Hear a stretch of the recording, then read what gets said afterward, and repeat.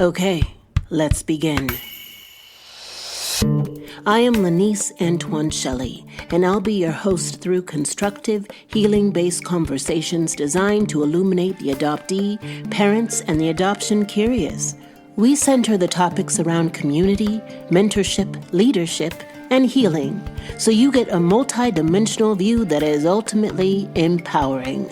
These are the voices who could not speak when they were young.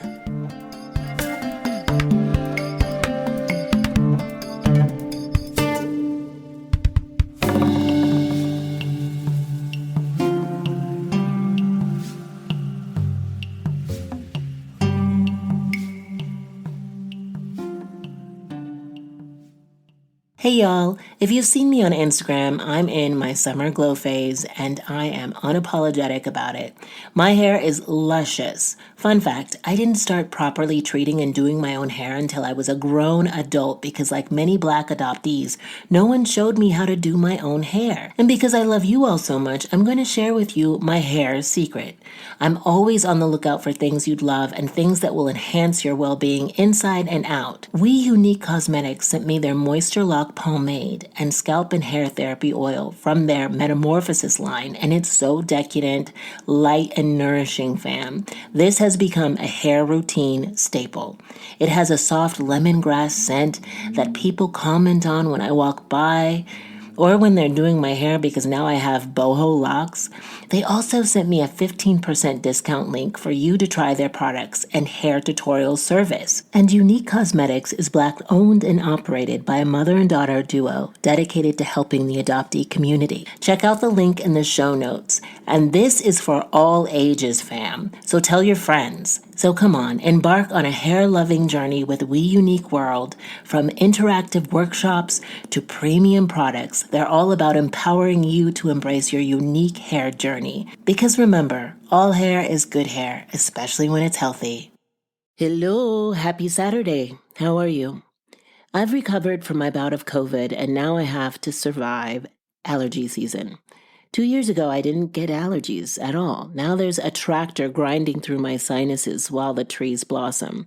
I have my air purifier and humidifiers going constantly, which makes a world of a difference, but yet here we are with my nose stuffed up. Today, it'll just be you and me talking about the inner child. I had no idea what an inner child was and didn't know the term existed until several years ago when I started doing reprogramming and healing work with this organization called To Be Magnetic. I've since learned that I could reparent myself. The act of visualizations and meditations designed to give your past wounded child the parenting and or care you needed, thereby rewriting your ingrained belief systems that has limited you or stunted your emotional growth as an adult. I've pulled up a few articles as a reference guide so that you can read and see how this particular healing method can work for you. If you're not familiar with inner child, stay with me. Before the skeptical mind creeps up, let me ask you something. Have you ever been triggered or emotionally activated? The answer is yes. That's the answer. We all have. What's activating you is a wound, ache, or bruise that occurred in the past that has never healed. It's just like when you have an old sports injury, you tend to be subconsciously favoring your stronger side or avoiding using that knee, moving a certain way or sitting a certain way. After a while, it becomes habitual, but the body remembers. If you run on it a certain way or go down the stairs wrong, a sharp pain jerks you back to that event 15 or 20 years ago, and you back away from that stair or stop running or try to move differently to avoid the pain altogether. Inner child work is the emotional memory that oftentimes is pulling the strings to those triggers. Mine comes up when I feel disrespected in my work. As a Black female, I was shown when I was younger that my voice or opinions didn't matter. And when I see a glimpse of that, my inner child starts foaming at the mouth, ready to cut people off or tell them what's what. But after sitting in a guided meditation that helps me understand the root of the issue, the core wound, The core wound behind my ego flaring up when I feel disrespected is that my needs don't matter. Now, is that true? Is that true that my needs don't matter? No. Not even if the person disrespecting me feels that way. That is not the truth. And when I go in and reprogram that my needs do matter, and they matter no matter who is in the room, I don't get activated at all, or as much, or as strongly in other situations. I can let the emotion, which scientifically lasts only 90 seconds, pass and go ahead with the task at hand. Not everything is a personal attack. When you understand that you lessen the frequency of your suffering and emotional activations so that when you do feel you need to defend yourself verbally, you're lucid, you're eloquent in relaying your needs, and you are not needlessly attacking others. Whew, that's a lot. It's a lot of work. Not for the faint of heart, but we're not here to be cowards, are we? You're here to be brave. A miracle of tenacity, as Nikki Webster would say. So stay with me. Here's an article from Integrative Psychology, and they define inner child as the following. Our inner child is a part of ourselves that's been present ever since we were conceived, through utero and all of the developing years after, where we were young and developing into tender selves, baby, infant, toddler, young child, and middle school year.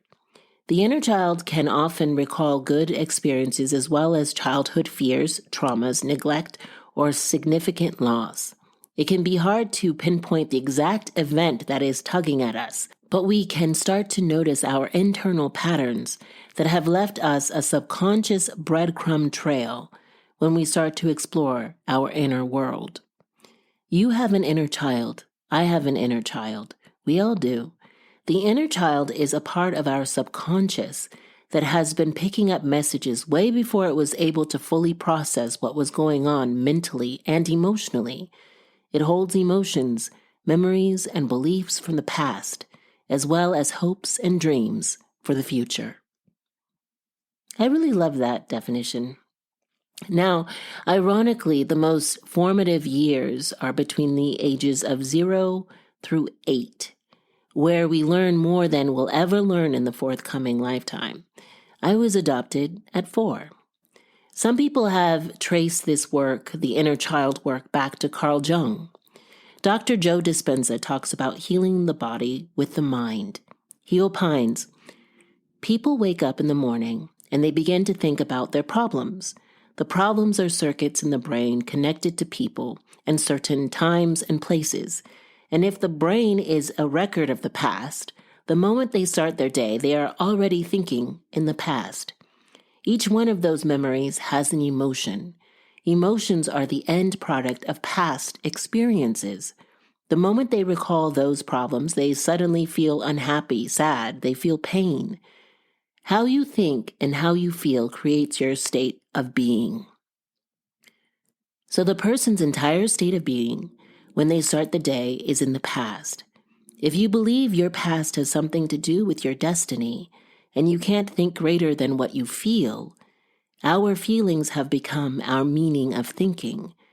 You're thinking in the past, and for the most part, you're going to keep creating the same life.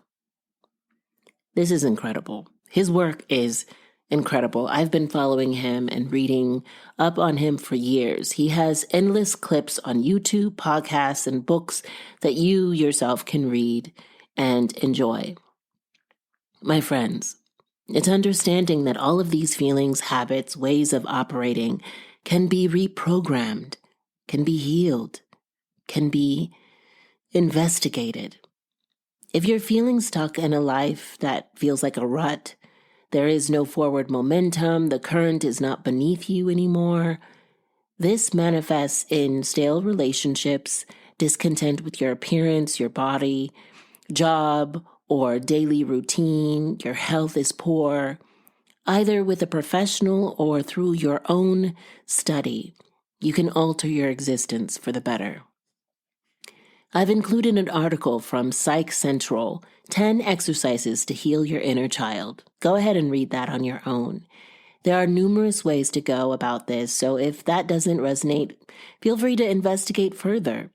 I personally find that I feel better on a cellular level when I'm emotionally charged by something. And then I take a second, I step back to acknowledge or visualize my inner child. And sometimes I don't do that in the moment. I might do that after the fact or at the end of the day when I'm taking a bath. I just hold my inner child. I hold her. I sit with her as she skips rocks or climbs trees, or if she's upset, I just take time to see her. I mother her and parent her in ways in which she craved, which then shifts my subconscious mind into believing that I am okay and that I've always been okay. My needs have always mattered, and now they are met. This is a practice of gentility and self-compassion. Okay, that is my story for today. It's a journey, beloved, and it does get easier. For those of you who do not observe Mother's Day or have a complicated mix of feelings around it, this work is so lovely for that. Holding your inner child now is essential. Let me know if you want more info about this sort of thing and other modalities. I'm happy to share. These are things that I do practice and believe in, and I just want to share them with you. All right. See you soon. Another beautiful episode. Thank you so much for listening, and thank you to my guest today. If you liked this episode, the best way to support me and this work is to write an iTunes review, a 5-star review.